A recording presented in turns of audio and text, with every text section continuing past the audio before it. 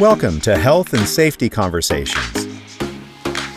Here's your host, Tom Bourne. Hi, and welcome to Health and Safety Conversations. I'm your host, Tom Bourne, and with me today is the wonderful Emma Parsons. Emma, how are you? I'm great, thanks, Tom. And how are you? Oh, excellent. Perth's roughly a lovely 16 degrees this time of year. It's a bit mild, but otherwise good. Whereabouts are you located, Emma? I'm on the Gold Coast over in Queensland. Oh, dear. It's Terrible. a bit more sunnier. Terrible weather there. I can tell you now, a lot of people in Perth still talk about Queensland and the Gold Coast with longing eyes. So well done for being there. Emma, can you tell us a little bit about yourself and what you currently do and your journey in safety? Okay, so I'll probably start from the beginning. That's probably the easiest part. So I was in construction for over 20 years on site, tier 1, tier 2 constructions over in the UK, running big teams, having to be the alpha female where there was no other females for a very long time on site. So always had to be better and bigger and quicker than anyone else, because otherwise I didn't stand out. So doing that was very stressful. And then I came over to Australia 10 years ago this month. So and then within about 9 years, within about a year, I ended up separating from my husband. And what happened is that I ended up having a mental breakdown, because being in construction for so long and having those high pressures and not showing any cracks, because if you did, you were vulnerable and then you were weak and then you was cast aside, and you definitely do not talk about your emotions or how you're feeling. So everything got locked down, everything compounded. And then when I ended up going through a separation with my husband, I ended up having a mental breakdown, because everything wasn't just that, it was just everything that had compounded just came out. Did the normal therapy of psychology, didn't really cut it for me because it wasn't quick enough results, because that's what I was used to. It's like, I'm still crying. Why am I still crying? And it was a big, tough journey. I was on three antidepressants, Valium and sleeping pills at one point. So it was pretty tough, because I was over here with no family and 3 kids. And no way to support myself, because at that stage my husband wanted me home because he was FIFO. So then I was on my search looking for quicker results, and came across a monk. He did a technique on me called a mind detox, and he moved me more in 1 hour than what the psychologist had in 3 months. And I said to him, "You've got to teach me what you just did." What was that? And I became his student for 2 years. And don't worry, didn't shave my head or walk around in sheets. And it was a massive learning curve, because I was this alpha dominant female that was completely stressed, that was now broken and never really gone down any spiritual path. And if you had told me 6 months prior that I was going to be a monk student, I would have told you it was crazy, And I started and then I just started consuming loads of personal development, CBT, started learning NLP, and started living what I was learning. By this stage, I was back out in construction, and I was actually living what I was learning, and I was teaching what I was learning as well, just by default.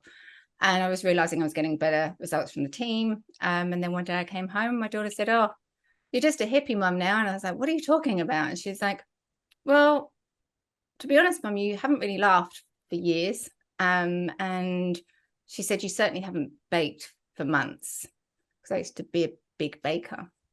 And she said, "We don't actually feel like we're walking on eggshells. We don't worry about what mood you're going to be coming home in." And that was a massive wake-up call for me, because I hadn't realized what the impact of me being stressed had on my kids. And I was thinking, wow, if I could move from that alpha stressed woman to now being a hippie mum, but actually coming home and actually, having a fulfilled life and journey with my children. If I can do it, anyone can do it. So that was a massive pinnacle moment from who I used to be to who I was, who I am, was at that time. And then I decided to start my own business and start coaching. And I was coaching women for a long time. And then I was approached in a cafe by a gentleman, and he was 6'2", bald, big beard. Are you Emma Parsons? Yes, I think so. Depends what you want.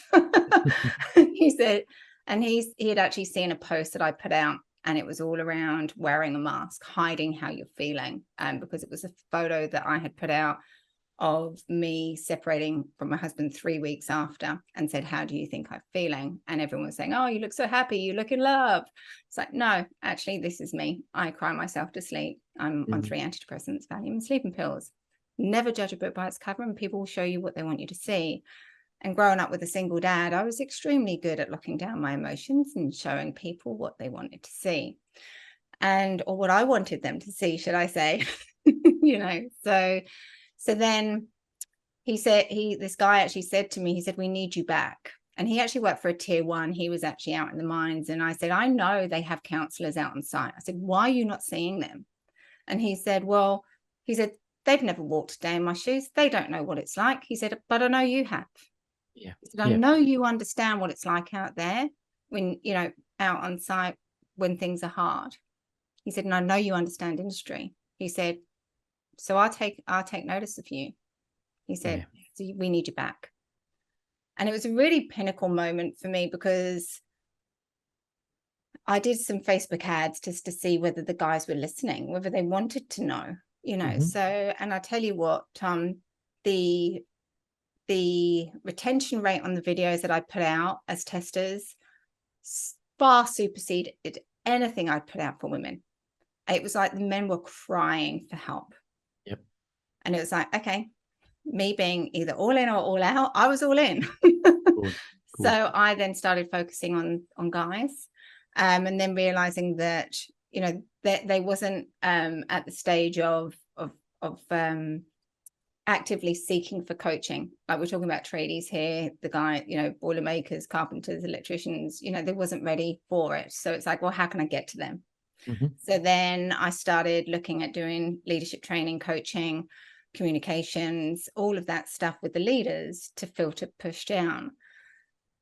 And I started realizing very quickly that people were very happy of trying to solve a problem that they had, but they were solving the symptoms, not the problem, not the cause.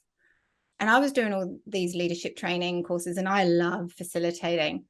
But for me, it's like, how am I making a difference here? How do I know that this is actually what you need?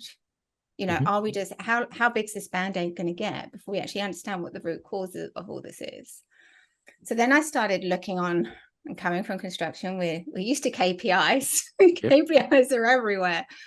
So then I started looking into, okay, so how can I make this measurable? How can I find something and do something that's actually going to mean something in mental health? Because at the moment, there is no way that we can measure mental health. Yep. There's well-being. There's, are you feeling stressed? Yes or no?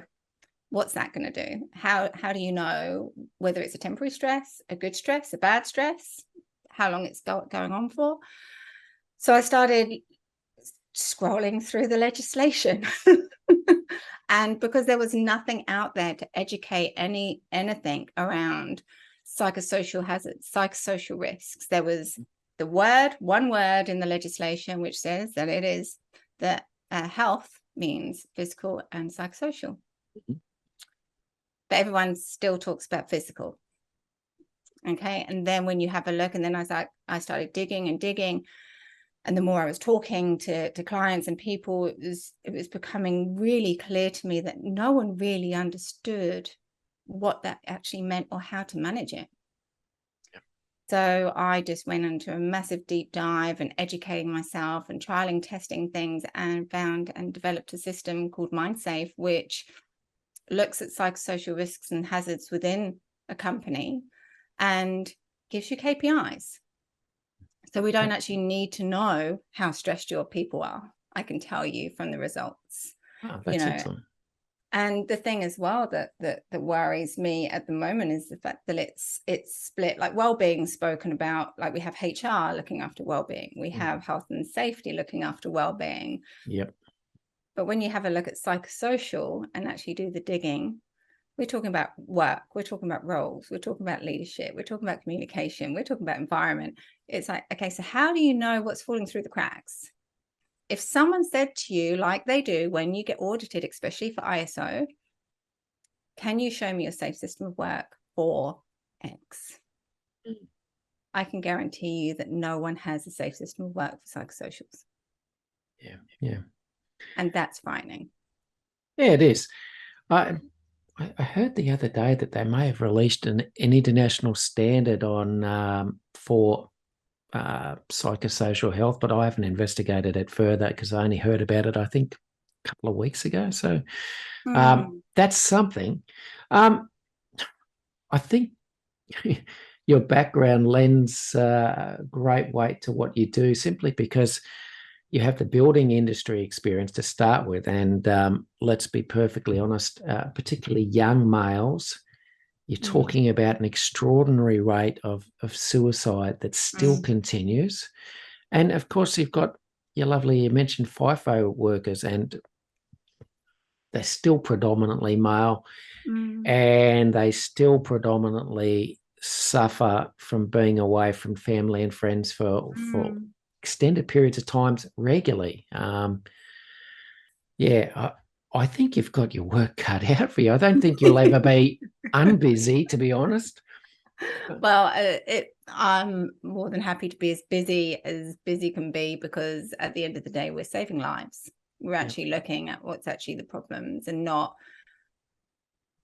covering over them. I was talking to a female, because there's been a lot of investigations at the moment with regards to bullying and harassment. And that's generally, when people think of psychosocials, that's generally where they go, is, bullying and harassment. And I'm like, that's one part. There's about another 8 parts you're missing, and it surprises me the amount of FIFO sites that have dongers that are interlinked with males and females all mixed up.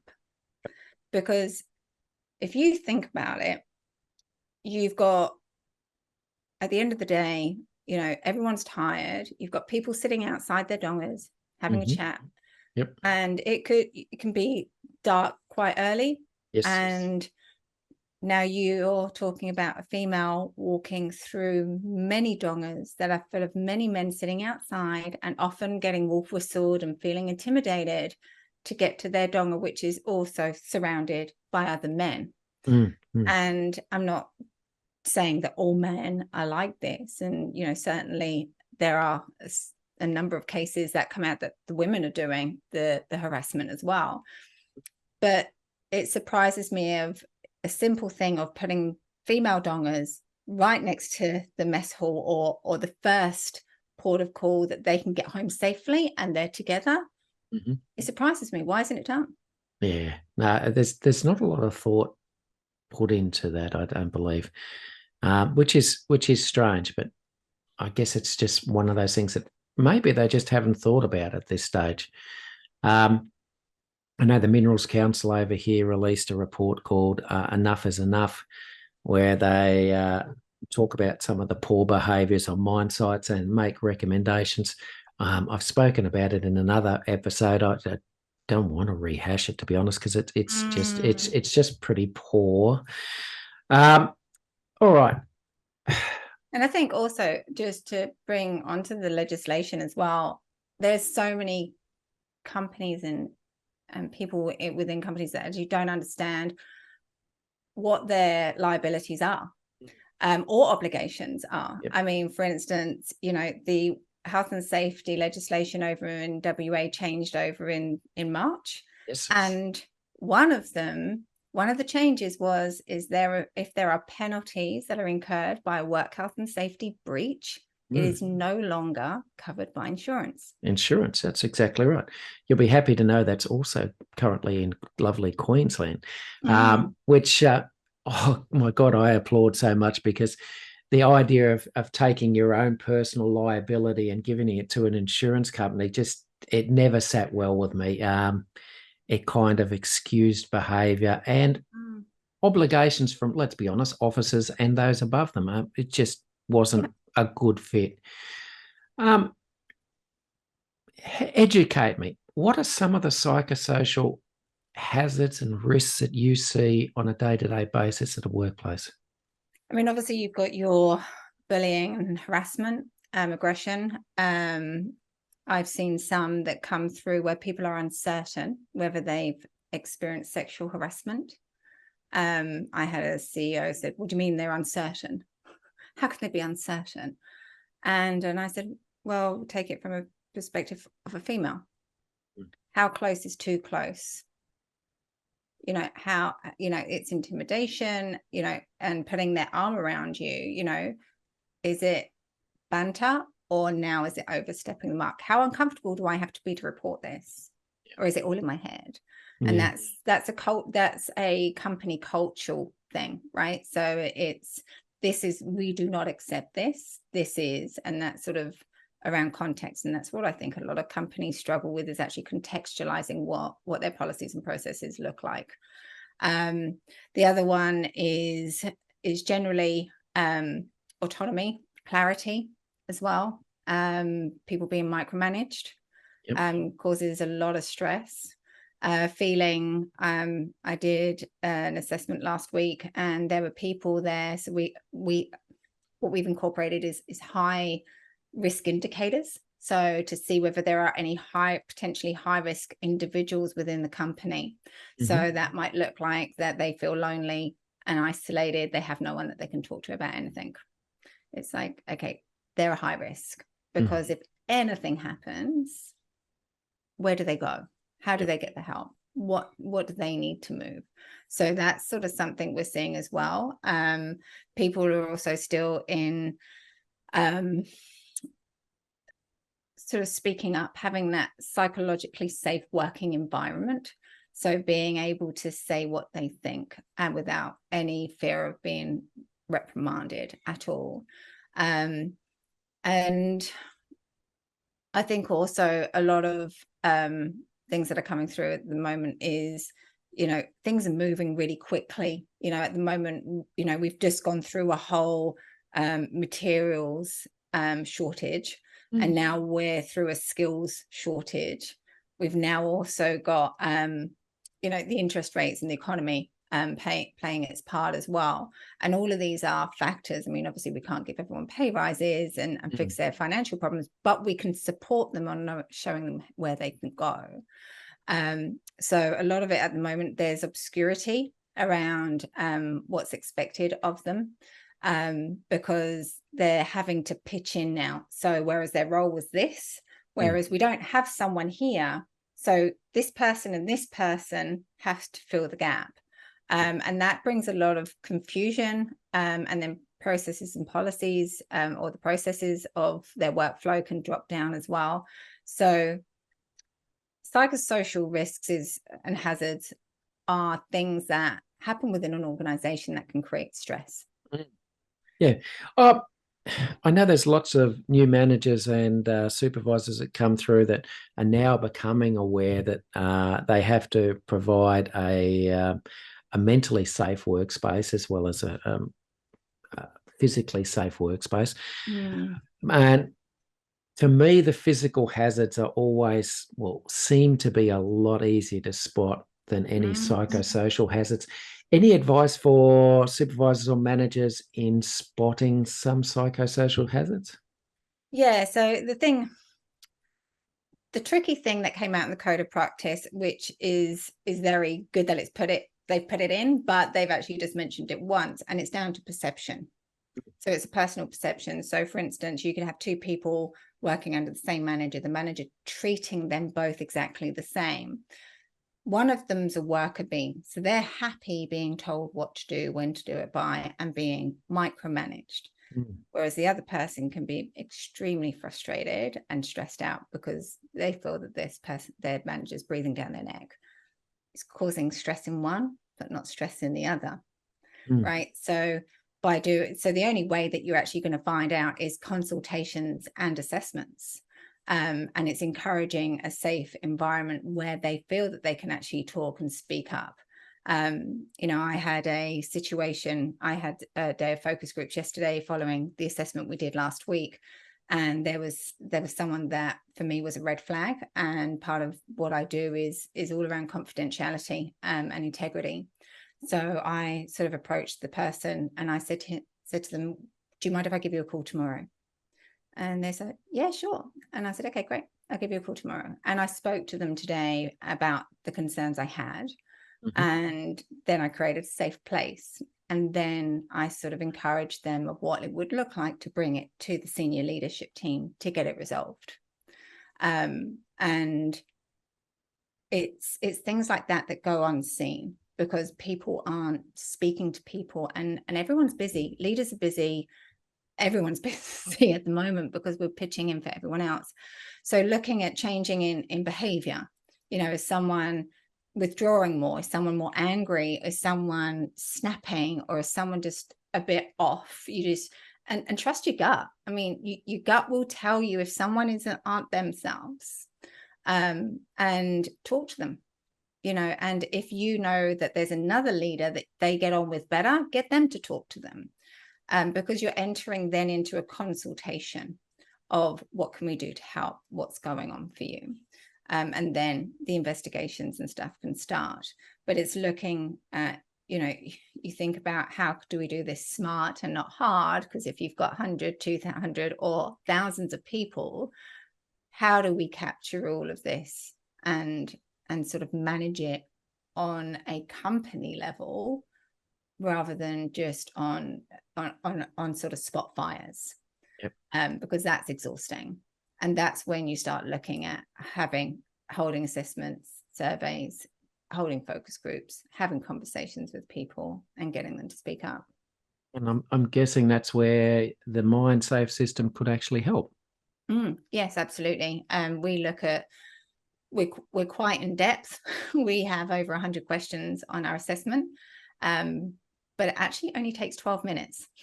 So we've actually got it down to a fine art, and that's an average across all the companies that we've done it in. So, and with that, we actually put all the questions through algorithms, and it then gives us a gauge, KPIs against each factor, an overall factor, an overall score as well of where they are.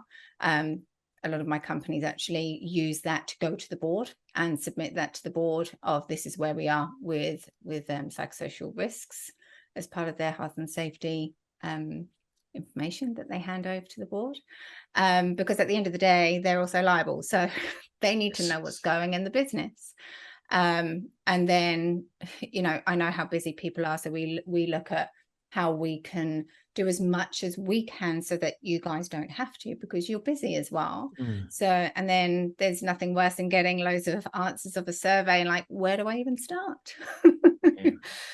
So we actually go through the algorithms and we actually sort of sit down with you and sort of go through a debrief session.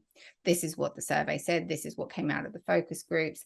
This is where your high risks are. This is where your short wins are going to be. This is going to be a longer process. So this is what needs to happen over time.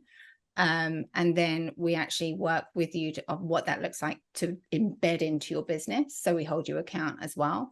And we just give you 3 things to focus on. These are 3 things that you need to focus on.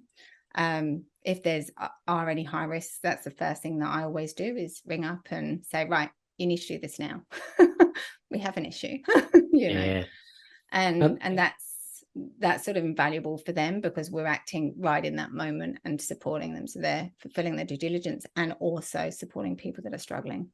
Good. I like the mention of due diligence. It's not raised often enough within companies. No, it sounds like it certainly can help. Any tips or strategies for management to help their staff who are going through some personal issues, just to try and help? I mean, I think the sort of, we've just gone through Are You OK Day, and one comment that they put out on their posters is that you don't have to be qualified to have a conversation, and that's very true. And I think we go back a step, Tom, with regards to demything conversations, because men as a natural state are solution focused. We have a problem, we're going to fix it. Yes. We need to fix it. Whereas women are nurturers. And we probably often find this playing out in relationships at home, where the woman vents from her day. The husband turns around and says, well, just don't do that, and it's fine. And then the woman starts exploding even more because I just want you to listen. I don't need you to fix it. Whereas, and then that's the other way around. The guy opens up. He wants to brainstorm. And she, oh, that must be really hard, honey.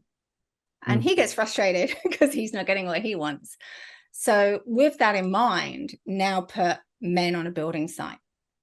And you've now got guys that are probably struggling themselves, can't solve the issues themselves. So how can I have a conversation with him and help him solve his problem? Yeah. And my statement on that is, it's not your job. It is not your job to fix their problem. It is their job.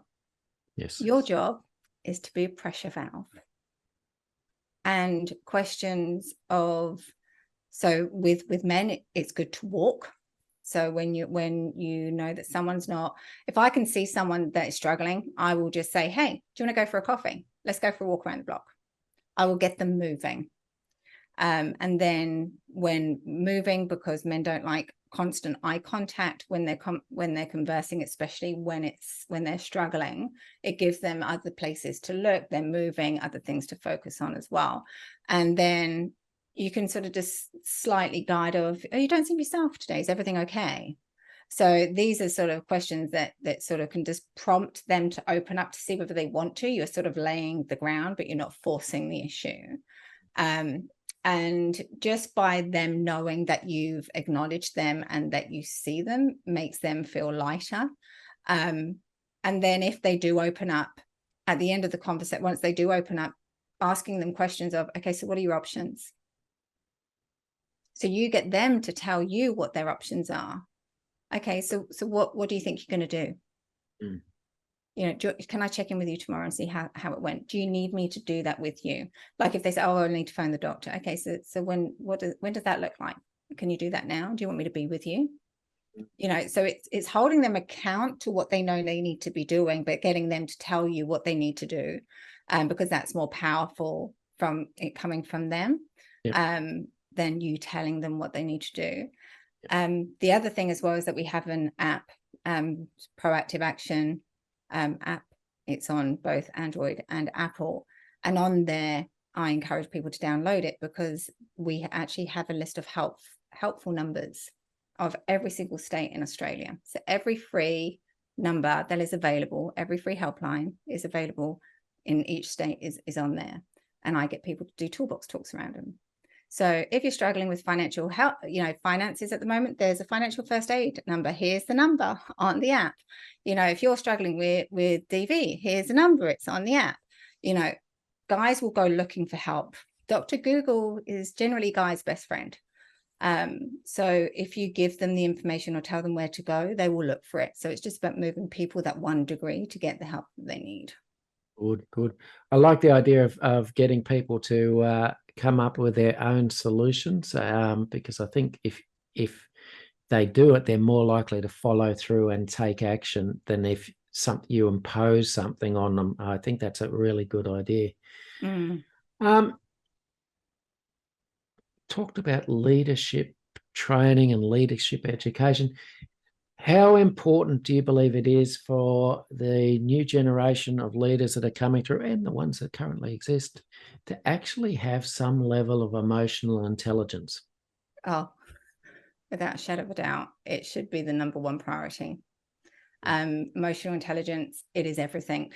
You can have, it opens the floor to so much with regards to being able to have difficult conversations in a really calm and safe environment, to not being able to take on other people's stuff when they get angry and they're throwing stuff at you, from you to stop responding back. Also to shift your perspective as well, to see different points of view and being open to innovation, right? And encouraging that, and being able to sort of step aside and, you know, being part of the group rather than pulling the group along and being that manager. So emotional intelligence is absolutely crucial for everyone, whether they're a leader or not. It will improve everybody's life substantially, and it has done with me. I never even knew it existed 8 years ago. So yes, absolutely. And if you don't know what emotional intelligence is, then reach out, please. I'm more than happy to have the conversation. That's good. That's good. Just one. We might do one more question before we have to call it a day. You mentioned baking. My lovely wife is the dessert queen. What do you bake particularly well? I used to bake cakes and bread, and Irish soda bread's probably my go-to because it's quick, it's easy, and it's yum. Yeah. And it's like your damper. Yep. So yep. I've been told that it's like your damper here. So but I sort of cheat. I put sugar and raisins in mine, and it's just like fruit loaf. So yeah, and cakes are my favorite. Yep. I do have a sweet tooth. All right. Now, Emma, if I'm watching or listening to this and I want to reach out and contact you, there will be details at the end, but tell me, how do I contact you for further help? So you can email me. So you can email me at emma@proactiveaction.co. You can reach out on our website at proactiveaction.co. You can also contact me on LinkedIn as well, which is the LinkedIn/MS Emma Parsons, or you can give me a call as well. Excellent. So, yeah. Excellent. More than happy to answer. There are no stupid questions either, honestly. Oh, I don't know about that. No. I fielded a few myself, but all right. Hey, listen, I just want to thank you so much for coming on the show, and I'm hoping that people will reach out to you and get some help. But more importantly, I hope you help raise the education around psychosocial hazards and issues in the workplace. It's been a great pleasure to have you on. Thank you very much, Emma. No, thank you, Tom. It's been my pleasure. Anytime. Right. Take Look care. forward to speaking to you soon. Yeah. Bye. Bye. Thanks for listening to Health and Safety Conversations with Tom Bourne. Until next time, stay safe and enjoy the rest of your week.